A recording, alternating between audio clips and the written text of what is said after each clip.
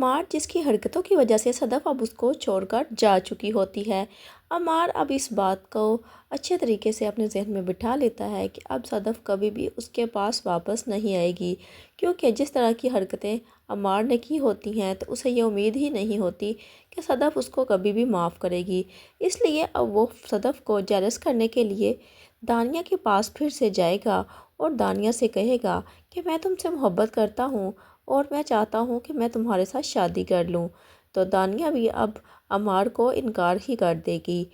عمار اب دانیہ سے کہے گا کہ میں تم سے شادی کرنے کے لیے تیار ہوں، کیونکہ میں چاہتا ہوں کہ صدف جل جل کر مر جائے۔ دانیہ یہ سنتے ہی عمار سے کہے گی کہ کہیں تمہارا دماغ تو نہیں خراب ہو گیا، میں تمہارے ساتھ شادی کبھی بھی نہیں کروں گی۔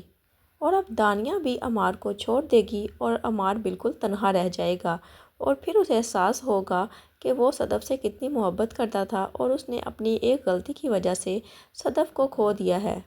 اور اب صدف بھی یہی فیصلہ کر چکی ہوتی ہے کہ وہ عمار کو ہمیشہ ہمیشہ کے لیے چھوڑ دے گی اور اس سے ڈیورس لے لے گی اور اب اس کے پاس واپس نہیں جائے گی۔ لیکن اس کی ماں اس کو سمجھانے کی کوشش کرے گی اور اس سے کہے گی کہ وہ عمار سے ڈیورس نہ لے، لیکن صدف اپنا فیصلہ اپنی ماں کو سنا چکی ہوتی ہے، کیونکہ وہ اب عمار جیسے بے وفا شخص کے ساتھ رہنا نہیں چاہتی، کیونکہ وہ یہی چاہتی ہے کہ وہ اس سے ڈیورس لے لے، کیونکہ اس سے پہلے ہی بہت بڑی غلطی سرزد ہو چکی ہوتی ہے کہ اس نے بلال عبداللہ جیسے محبت کرنے والے شخص کو چھوڑ دیا صرف اور صرف اس عمار کی خاطر، کیونکہ وہ ہمیشہ کی باتوں میں آ چکی ہوتی ہے۔ اور اب صدف کے سامنے بھی یہ حقیقت آ جائے گی کہ ہمیشہ نے جو کچھ بھی بلال عبداللہ کے بارے میں کہا تھا وہ سب کچھ جھوٹ تھا۔